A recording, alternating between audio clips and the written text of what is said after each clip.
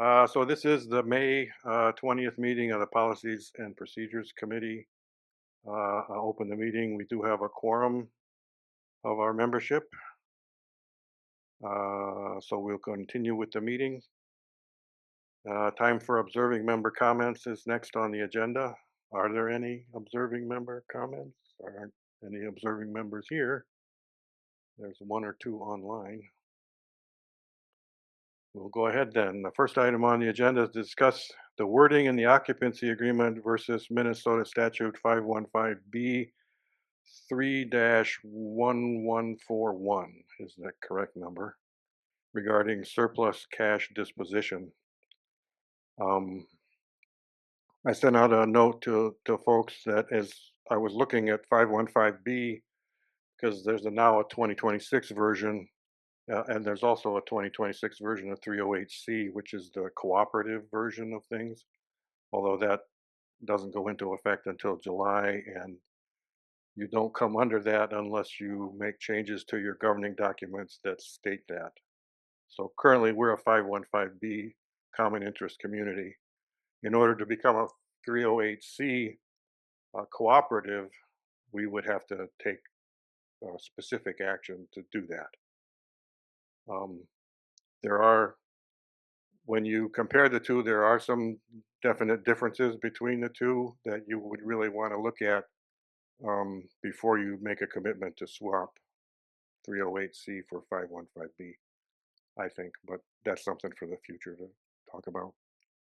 The issue here is our occupancy agreement says that within 90 days after the end of the fiscal year, the cooperative will refund or credit to the member their proportionate share of the sums collected in anticipation of expenses in excess of the amount needed for expenses of all types, or all kinds rather, or place such excess funds in the cooperative's reserves at the discretion of the board of directors. So it appears the way the occupancy agreement read, the board has two choices. It can either refund or credit the member, which is to give the member back their money in one way or another, or put the money in reserves if there's a surplus. However, when you look at 515B3-1141, the email I sent quoted the wrong paragraph. It says, unless the declaration provides otherwise, any surplus funds that the association has remaining after payment of or provision for common expenses and reserves shall be 1. Credited to the unit owners to reduce their future common expense assessments, or 2. Credited to reserves, or any combination thereof as determined by the board of directors. So the way I read it, the statute says that the board can credit the surplus to the unit owners to reduce future common expense assessments, or credit to reserves, or any combination of those two options.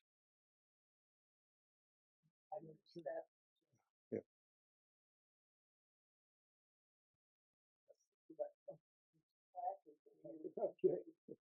Thank you. I missed that last phrase somehow. I think I'll blame it on my eyes. Sure. So that's, if everybody agrees that's the interpretation, we can see that there is a slight difference between the occupancy agreement and the statute.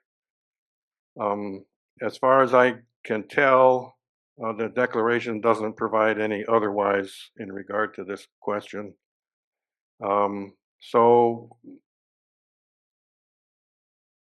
As part of another discussion I had with somebody on the finance committee, we determined that Ebenezer, our accounting firm, the own accounting arm, has never reported a surplus under the regulatory agreement. There is a statement in the regulatory agreement requiring and providing a form to tell HUD that we had a surplus at given points. And that would be annually for us, basically, and we've never reported a surplus. Whether we should have or not is another question for finance to worry about, but from my information that I was able to get, they have never done so, and don't anticipate doing that. So to resolve the difference, I don't want to call it a conflict between the statements, my proposal would be that we notify the board of the difference between the two, but recommend that we don't need to change the occupancy agreements. Um, because in any case of a conflict between what you wrote and the law obviously takes precedence. So the board would still have the option of the choice, regardless what the occupancy agreement says. The board could then decide, well, no, we really want to make it consistent, and then we'd be back to changing the occupancy agreement, which has to go through the board. It doesn't require membership approval, but would require board approval and submission to HUD. And then all the members would have to re-sign the new occupancy agreement with that change. So that's a lot of work for probably something that doesn't come into play anyway. Um, so I guess I would entertain a motion that we notify the board of the difference between 515B and the occupancy agreements, but recommend that no changes to the occupancy agreements are required at this time. So moved. Is there a second? Second. Discussion?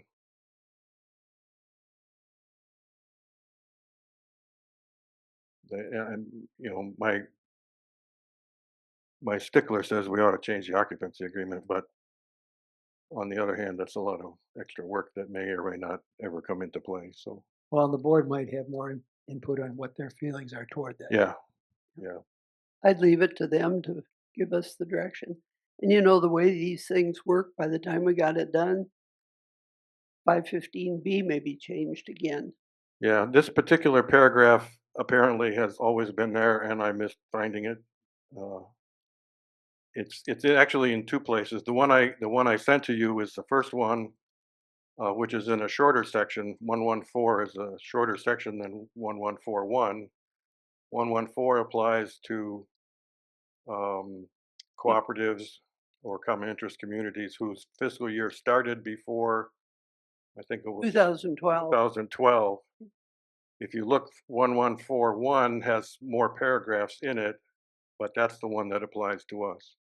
But the wording on this topic is exactly the same between the two of them. So I don't know why they wrote it anyway.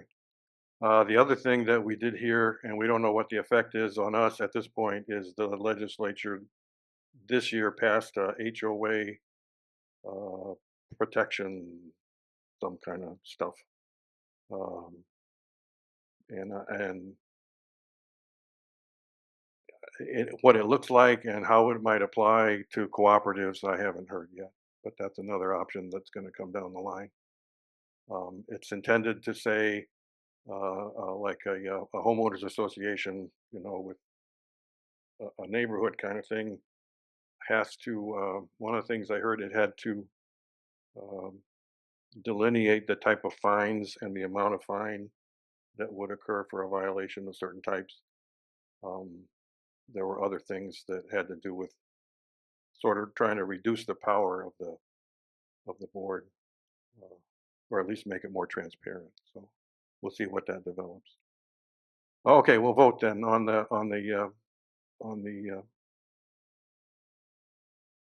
proposal. All in favor? Aye, passes. I will put that in an email to the board to notify them of the difference and indicate that it's their choice what they want to do. If you would like, I'll send that to you before I send it to them. Yes, will do. If the wording is like it was in your email, I'm fine with it. Okay. It's probably not necessary. Okay. It never hurts to send it in case I left out a comma. Okay, that takes care of item 3 on the agenda. The next item is other business, and other business turns out to be changes to the guidelines for standing committees. The board indicated that they wanted to make some changes to the document. I think it was last approved about 2 or 3 years ago, actually. In any case, what you have is a draft Rev 7 um, with what I think is what the board was looking for um, with respect to the changes. Um, if you look on page 1 under the general topics, there are some new material there. And there's also material that was under the standing committee operations, but got moved up to the general. Um, so let me go over the changes and then we can talk about each one and whether it's properly worded in the committee's opinion before we go to the next one. So the new item 6 on page 1 indicates standing committee member term of service is 2 years. Prior to the annual meeting, in those years, the board will provide means for cooperative members to indicate interest in serving on one or more standing committees for the next 2 years. That's a recognition that the thing that they did this year with the interest was successful, and they want to make sure that continues in the future. As a result of that, then the board will assign committee membership and the president will appoint committee members, that again, based on indicated member interests insofar as possible to adequately populate the committees. It is expected that committee makeup would include both new and experienced members to provide for continuity. That I will say the version that I printed is not the version that I saved on my computer because I added a reference here and in number 8 to bylaws section 7.4, which says the president appoints committees. So that's the only difference between what you're looking at and what's finally proposed. The next item, okay, 6 and 7, comments on the wording. I'm just not sure why 7 says the board will assign and the president will appoint. Um, Not clear. well, I think the thinking is that the president by himself wouldn't necessarily do the assigning, but per the bylaws, he does actually appoint the committees. Or at least he has that authority to do that anyway. He would do it probably with awareness of the board or in conjunction, Yeah. consensus. Yeah, I believe that's the intent. Is there always a limit of the number of people on these standing committees? No, if you look at, let's see, item 2 on the second page, under standing committee operations, there's at least 3 members, including the chair and a secretary who could be the same person, but at least 3 members. There's a sort of a recommendation that says 7 is an optimal number, but there's no limit one way or the other than 3 minimum. And that's been there, I think, since the beginning, since we first issued the stuff. Anything else on 6 or 7? Number 8, the president will appoint the chairs of each standing committee. That is different than what it did say in here before. There was a section that said that the committee would choose its officers. So that's a little different. I wonder if I should say chairs / co-chairs. At least in the case of marketing, we've had a co-chair situation. I think the chairs plural takes care of that. Okay. Ken? Yep. Did you write this? Did the board? This is based on input I got from board members as to what they were looking for.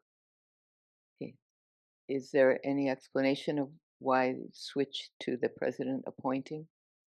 I see Jane is on. Maybe she would have a comment on that. Yeah, sure, Ken, thank you.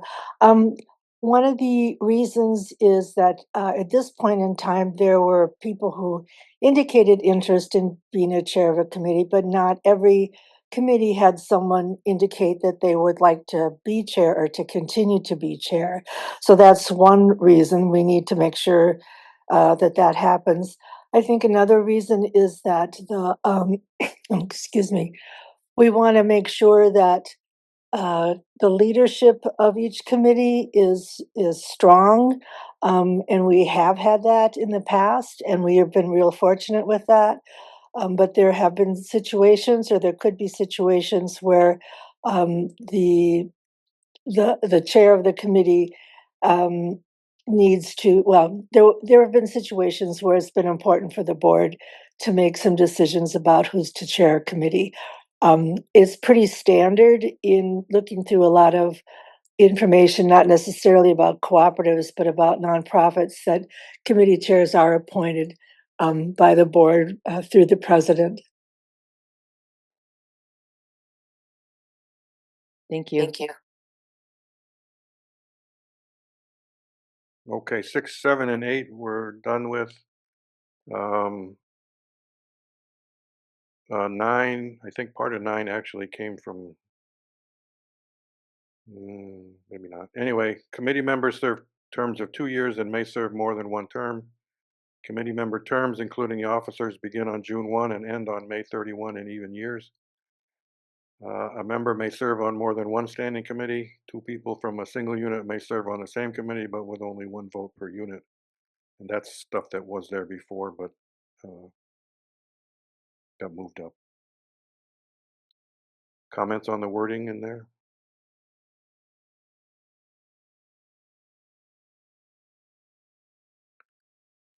Item 10 is a move up from the previous section or the following section. When vacancies occur, the president appoints new committee members in consultation with the committee chair. Should that comma be there?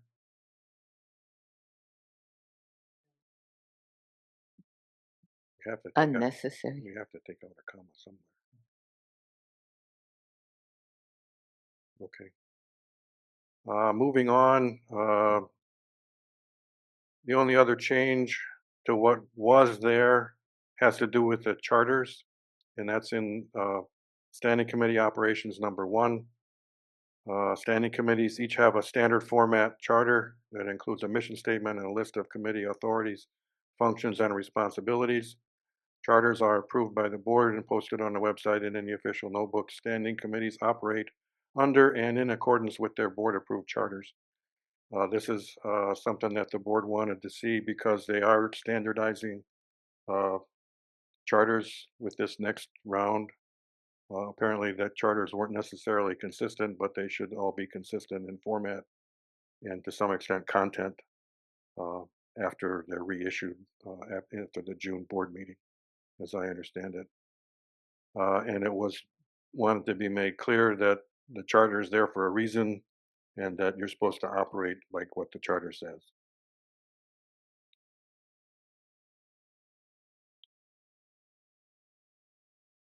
The strikeouts either got moved, and there's some in number 4. The whole thing should have been struck out. I missed that. That'll come out anyway in the final version. But any comments on Standing Committee Operations number 1 with the changes?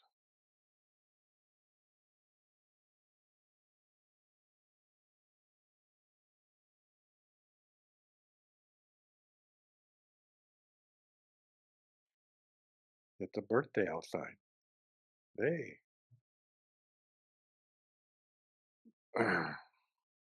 Okay. The objective was not necessarily to touch the remainder of the document, but if anybody sees something that's glaring, we should probably bring it up at this point. I know we don't look at this document too often. I didn't see anything to mess with, but I'm biased. I don't know about anybody else, but I would need some time to go through this and read it Yeah. and think it. Yep. Yep. I indicated at the board that we could have them an approval version before the end of next week. So at this point, there being no other comments, I would entertain a motion to provide this version for board approval, pending any further comments that might come from committee review over the next couple of days.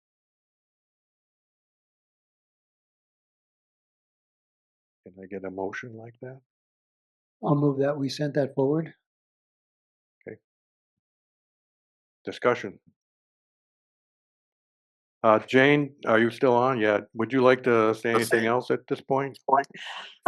Yeah, I'm still here. Thank you very much for taking this up.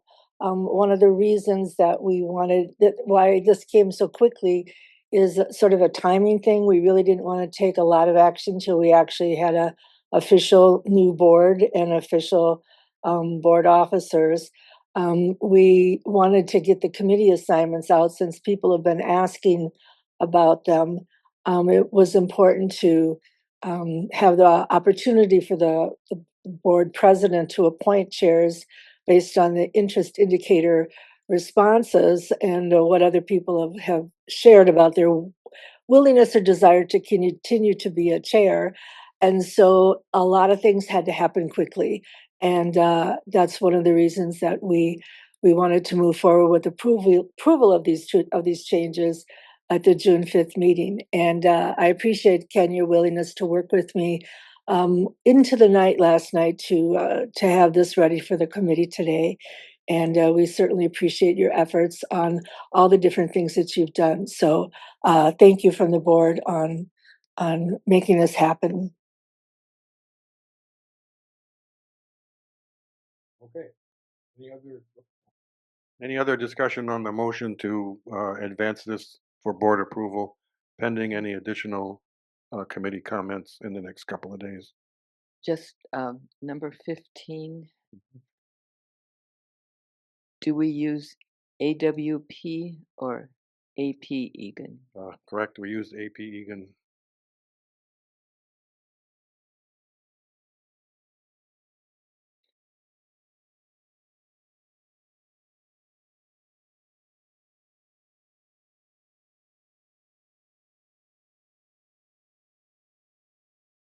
Waiting a couple days gives Dwayne a chance to look at it too. Yes. So if he's still interested, he's sort of indicated he's backed away. So Could you give us till Friday? Certainly. With an opportunity for some back and forth, Yes. maybe. Yes. Yep. In case we identify other There's things. a lot here. I mean, this Yeah. isn't 5 minutes. Yep. Took 2 years to develop it. We better Yep. spend a few days. It was quicker than that. It's changed a couple of times. We're up to Rev 7, so. Is Rev 6 on the website for comparison? Yes. Or are all the changes indicated here? All the changes are indicated Okay. insofar as I know, being the person who punched the buttons. But let me make sure that it's actually Rev 6 that's on the website.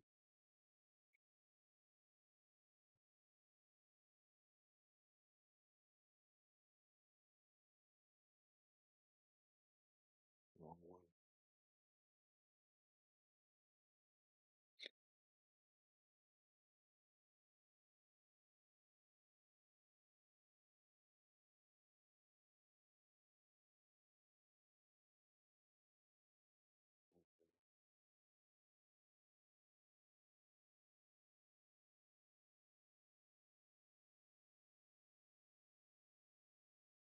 Yes, it's Rev 6 that's on the website. Approved 4/29/22. So it's been a while since we visited this document.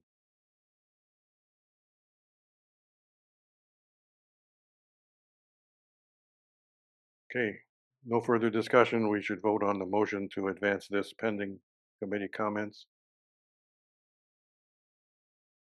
Oh, I need a second. Second? Okay, discussion. Always got to have discussion after the second. If there is no discussion, you'll proceed to vote. Let's vote. All in favor? Aye. Okay. All opposed? I think I forget to ask that sometimes. If it's a unanimous vote, I don't know why you, but you're supposed to do that. Got to ask both.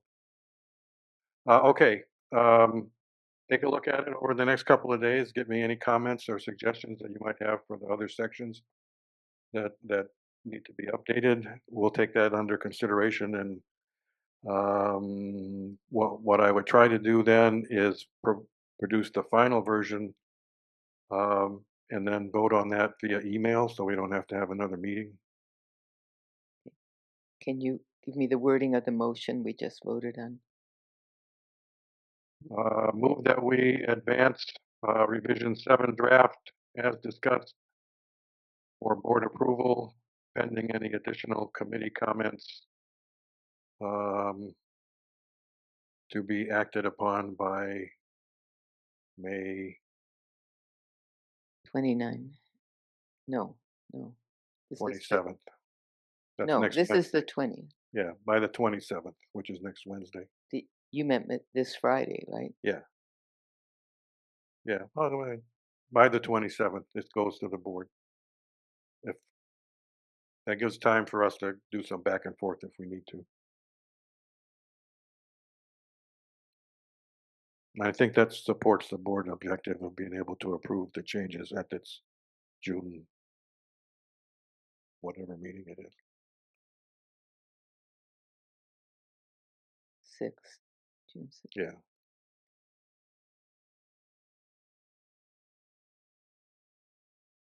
Thank you. Is there any other business that the committee needs to take up today? This is not something we can take up today, but I'd like to see it on the agenda at some point in time. I had a phone call from a member yesterday who's in the process of renewing her HO6 policy. And she pointed out that there is a form that the insurance company requires, and I remember seeing it too when I renewed ours in February, where you swear on a stack of Bibles that you are the sole owner of your unit. And the whole language in the HO6 policy is written for condominiums. That's actually the primary target for that particular product in the insurance industry.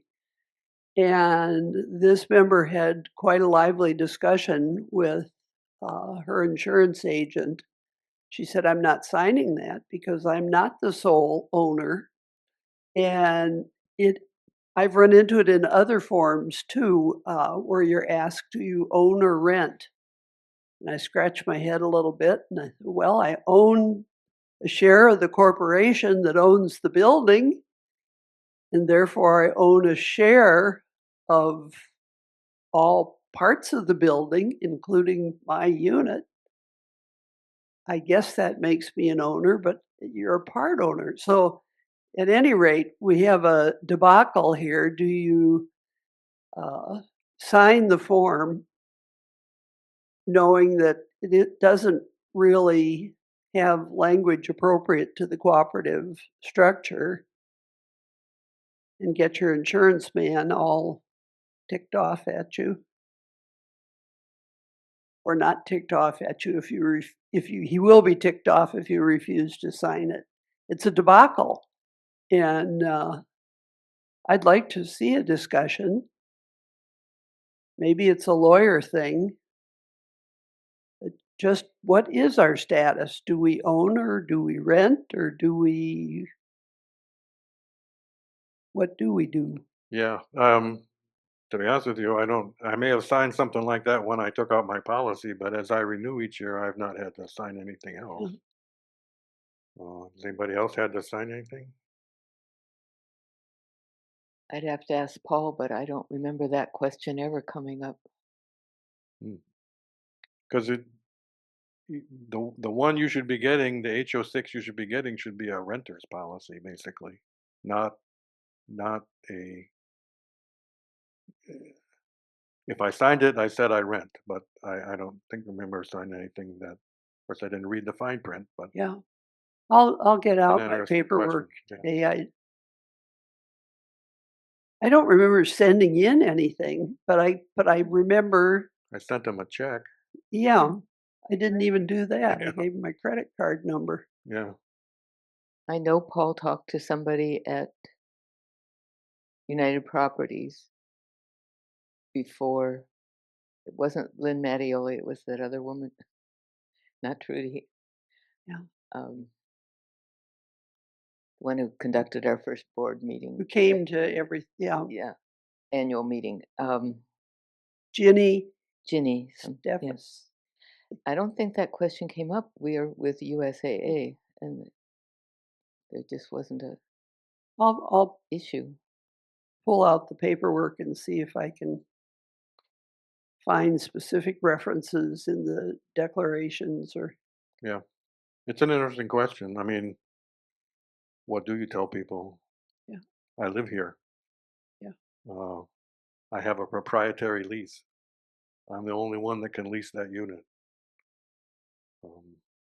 But I don't own it.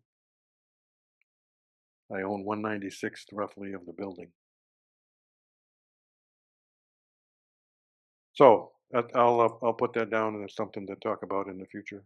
Since you have a mortgage, well, part of a mortgage, you're not renting in a way. It's not a Yeah, lease versus mortgage. yeah. I think that's why the term we use is occupancy agreement. But the other term that you'll find is a proprietary lease. a renter, a true renter, like at the apartments next door, is paying part of the mortgage on that building Sure. in the form of rent. It's just not identifiable the way ours is. Right. Ours He is doesn't have distinct. any say in how the building operates Right. or what it spends money on. Can complain or move or whatever, but Yep. yeah.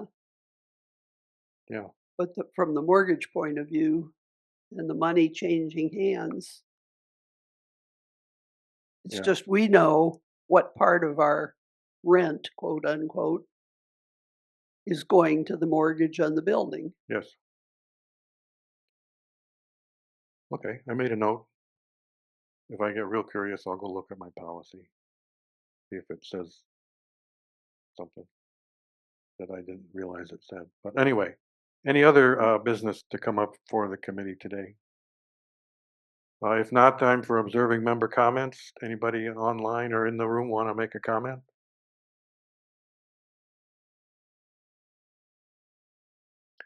We know for sure that Dwayne and Marianne are leaving the committee. Uh, Other people staying, leaving, staying.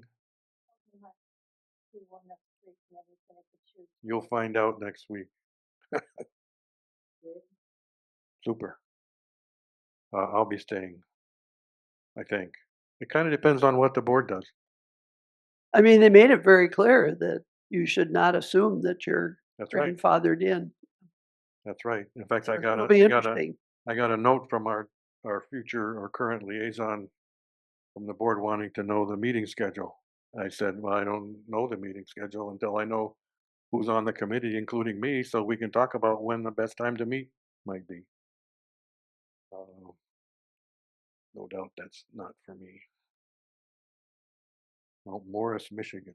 Well, it seems kind of a negative way to look at it because it's hard enough as we go through our stay here at Applewood to get people to be willing to be on committees. So you certainly want to make it as welcoming as possible and not give the impression that we're going to hold something over you if we don't think you would be an appropriate member. The tone seems a little odd to me. That's all. Yeah. I felt like they backed into the whole thing. This should have come months ago and be preceded by a review of the committee structure. But Well, I'm gonna keep yeah, my mouth shut. um, sometimes the best laid plans discover a sidebar when you get too far down the line.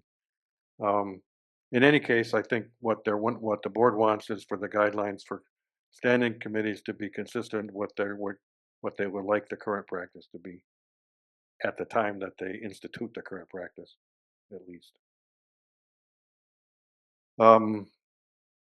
No other observing member comments. Would entertain a motion to adjourn. I move that we adjourn. Second. And moved and seconded that the committee adjourn its May 20th meeting. All in favor? Aye. Opposed? Meeting adjourned.